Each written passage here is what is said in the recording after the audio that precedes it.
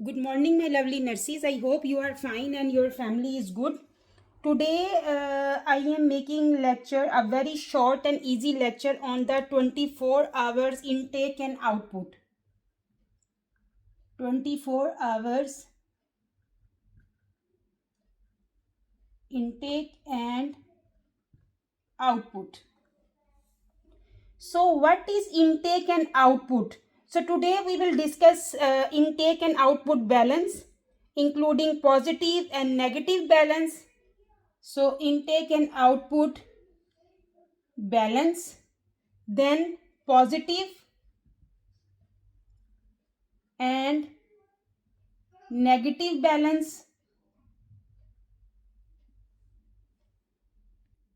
So what is intake and output balance? Actually it means how much fluid the body take.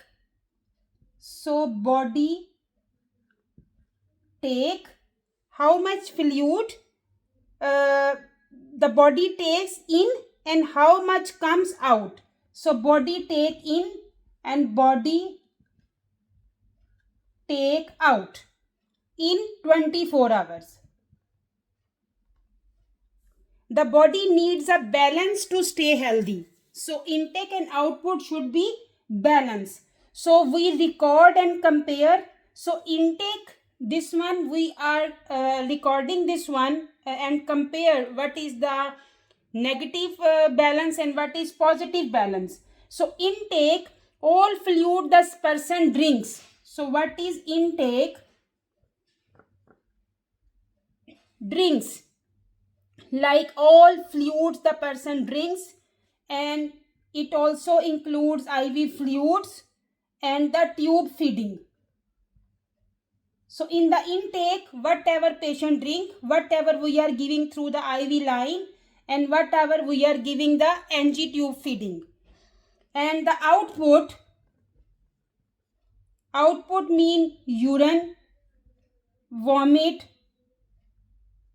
diarrhea, drain, or the suction. So whatever patient came out from the body is a urine, vomit, diarrhea, drain, or the suction output. So here I will talk about the examples of intake. Examples of intake.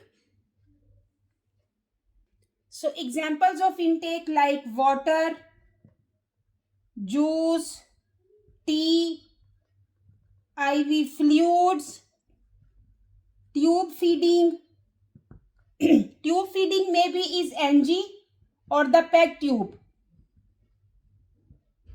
And then blood transfusion. So anything that patient is intake, either water, juice, tea, IV fluids, tube feeding either through by NG or the PEG tube, and the blood transfusion. This is all examples of the intake. Now the examples of output. Examples of output is urine, measured in a urine or the catheter. Either patient is passing in the urinary or through the Foley's catheter. And the vomit, drainage from wound drain, drainage from wound drain. Mostly after surgery, the doctor is putting the drain, that drainage. And the suction from NG. This is all the examples of the output. So, how to calculate balance? How to calculate balance? So, intake, output equal balance. This is the formula. Intake, output, intake minus output equal balance. Now, we will talk about the positive balance first. Positive balance. So positive balance is intake is more than output. Intake is more than output. For example, I will give there one example. For example, patient intake is 2800 ml. This is patient intake, and the output is 1800 ml, and what is the balance is 1000 ml. See, intake patient take 2800 ml, but output is only 1800 ml. So what is the balance? That is 1000 ml. What it means? Body is holding too much fluids, because how much patient take intake, output should be there same. No, it's mean that is balance, because for the body it should need balance, but there is no balance. There is intake is more than output, so it's mean the body is holding too much fluid, could lead to swelling like edema, or the high blood pressure, the blood pressure will be increased, or the lung congestion, like we are we can listen the crackers, the fluid is collecting in the body is holding too much fluid. So mostly common causes is patient is taking too much IV fluid, patient maybe have kidney problems, or patient maybe have heart problem. So in these conditions, the body is holding too much fluid. So that is very important to inform the healthcare provider about all intake and output. So if the intake is more than output, that is positive balance. Now we will talk about negative balance. Negative balance. What is negative balance? Intake is less than output. Now is opposite. Intake is less than output. In the positive, intake is more than output, but in the negative, intake is less than output. Here I will give one example.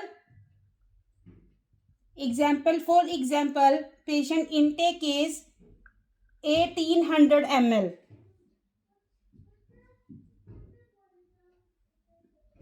Patient intake is 1500 ml, and the output is 2500 ml. See, output is more, intake is less, and the balance is 1000 ml. This is the negative balance, because the patient intake is more and the output is less. What it mean? Body is losing more fluid than it receive. Body receive 1500 ml intake, but that came out 2500 ml. That is negative balance. So common causes of the negative balance: patient is vomiting, patient has diarrhea,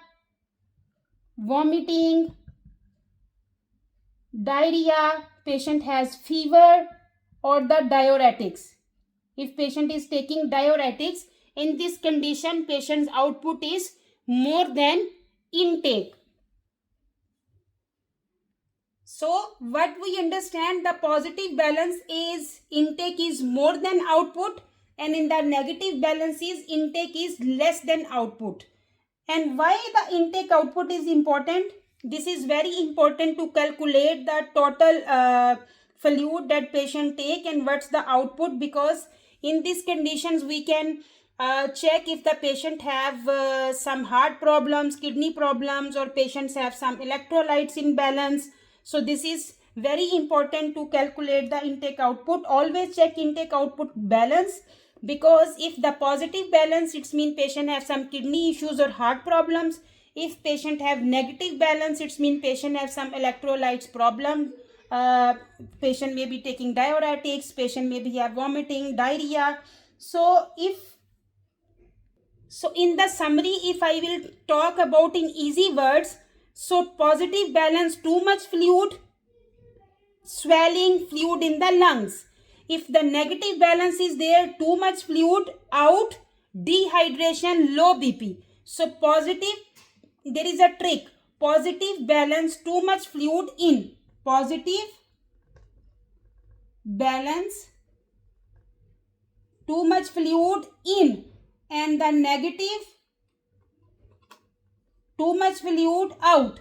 If is in the fluid is collecting inside the body, it's mean patient have edema and the lungs, fluid in the lungs, that is the crackling sounds. And if the fluid is coming out, it's mean patient has dehydration and the low blood pressure. In, high blood pressure, out, low blood pressure. So this is the topic today. I tried to explain in the easy, using easy words. I hope you understand the lecture. If you understand, please share and subscribe my YouTube channel, and don't forget to push the icon bell button so you can receive my coming videos notification. Thank you very much. Take care of yourself and your family. Allah Hafiz.